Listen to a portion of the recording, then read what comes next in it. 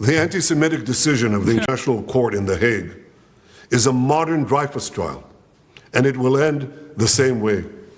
130 years ago, the French Jewish officer Alfred Dreyfus was falsely accused of treason by a biased French court.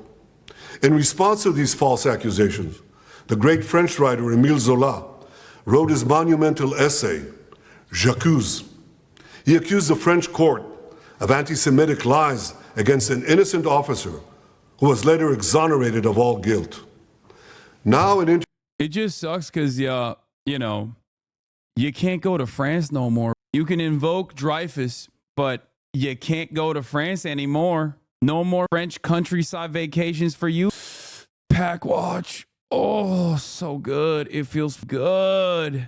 International Court in The Hague, also headed by a French judge, is repeating this outrageous offense. Yeah, if Dreyfus was exonerated, why doesn't he go to The Hague to get exonerated? Yeah, just take a trip. Take a trip to Paris. Land your plane on French soil. And then maybe take another trip to The Hague. It is falsely accusing me, the democratically elected Prime Minister of the State of Israel, and Israel's former Defense Minister, Yoav Gallant, of deliberately targeting civilians. Dude, if I'm Yoav Gallant, okay, well, one, I would, you know, I would not be, because that would mean I'm a monstrous piece of shit. Just, I would use this as an opportunity. You got fired. Maybe you take a trip. Maybe you take a trip to The Hague. Okay? And then maybe, in order to get a lighter sentence, you say, listen, my bad about all the war crimes I did, all the children that I, you know, murdered. I'll take 700 years in prison, but in return, as opposed to, you know, 1,000 years in prison, and in return, I'll give you everything you want about Benjamin Netanyahu. This when we do everything in our power to avoid civilian casualties. We issue millions of text messages, phone calls, leaflets to the citizens of Gaza to get them out of harm's way, while the Hamas terrorists do everything in their power to keep them in harm's way, including shooting them, using them as human shields. The court in The Hague accuses us of a deliberate policy of starvation. This when we've supplied Gaza with 700,000 tons of food to feed the people of Gaza. That's 3,200 calories for every man, woman, and child in Gaza. That's bullshit. You're a lying piece of shit. Literally, no one believes this. Even the American government doesn't believe it. Anyway, let's finish this. Gaza. And these supplies are routinely looted by Hamas terrorists who deprive their people of much-needed food. Yet just in the last few weeks, Israel facilitated the vaccination of 97% of the people of Gaza against polio. This doesn't prevent the court of accusing us of genocide. What in God's name are they talking about in The Hague? We give them polio vaccines and then we kill them.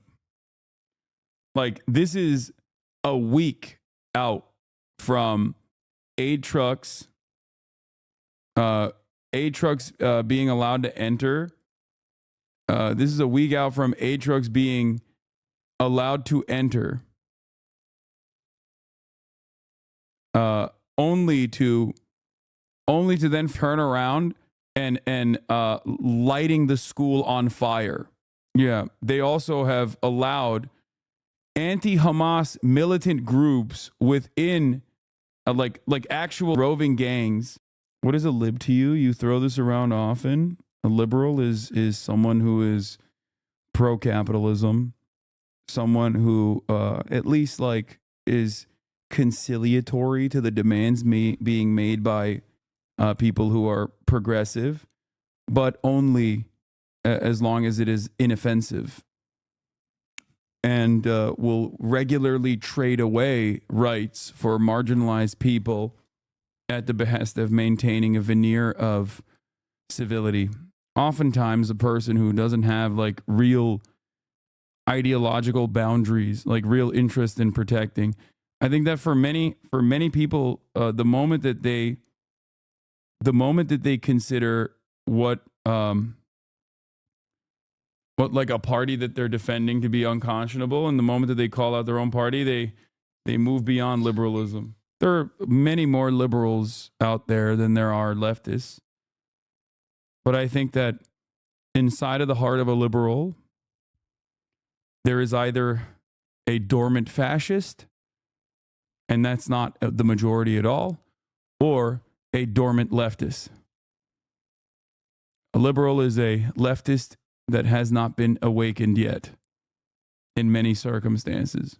Some people hold on to liberalism as this valid ideology. They trick themselves into believing that it has like some sort of intellectual or some sort of like moral compass, but in many instances, it's just simply defending hegemony. Depending on how much you would like to defend the current systems of oppression in the interest of maintaining civility and maintaining order, liberals can find themselves in the throes of fascist sentiment. I think Israel is a great example, right? Israel is a great example of this equation. If you see man-made horrors beyond human comprehension every single day and you look away from it and you say to yourself, there's a good reason for this happening. And that is because Hamas did October 7 and they have an ancient anti-Semitic gene in their hearts. And that, unfortunately, some Palestinians are dying as a consequence of that, but that's just Hamas's fault. Then you might be a liberal who is a dormant fascist. If you see homeless people and you think to yourself, oh, these criminals, they must be thrown into prison immediately because they're grossing me out, rather than look at them and say, wow, these are victims of circumstance and they must get the help necessary. It is unconscionable that the wealthiest nation on earth has 600,000 plus homeless people sleeping outside every night. We must fix this broken system. Then you're not a liberal, you're a progressive. The truth is simple. No war is more just than the war that Israel has been waging in Gaza after Hamas attacked us unprovoked, launching the worst massacre against the Jewish people since the Holocaust. The decision to issue an arrest warrant against me, the democratically elected Prime Minister of the State of Israel, and our former Defense Minister, was made by a rogue prosecutor who's trying to extricate himself from sexual harassment charges, and by biased judges who are motivated by anti-Semitic sentiments against the one and only Jewish state. These judges did nothing. They did nothing against the real war crimes committed against the millions who've been murdered or uprooted by the dictatorships in Iran, Syria, and Yemen.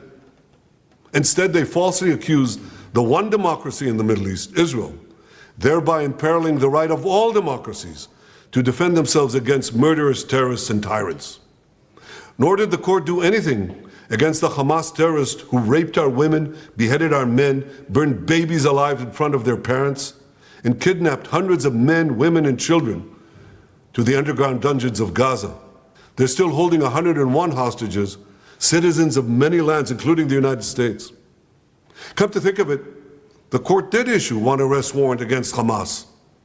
Now hear this.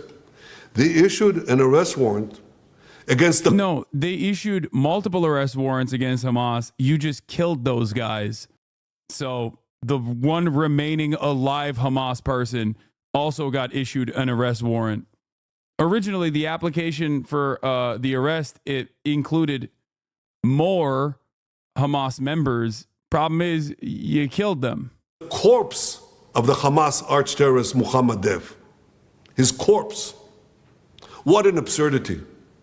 No biased anti-Israel decision in The Hague will prevent the state of Israel from defending its citizens. And I want to thank our many friends around the world, especially those in the United States, who've condemned this outrage and who have said that this decision will have severe consequences for the ICC and those who cooperate with its decision. Oh my God, Israel will not recognize the validity of this decision. We will continue to do everything we must do to defend our citizens and defend our state against Iran's axis of terror, Iran and its terrorist proxies, which include Hamas, Hezbollah, the Houthis, and others.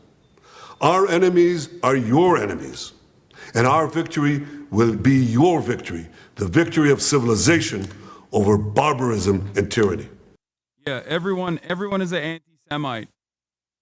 including all the Jewish people that participated in the prosecution of Benjamin Netanyahu and this war criminal tribunal and this war criminal prosecution. Everyone.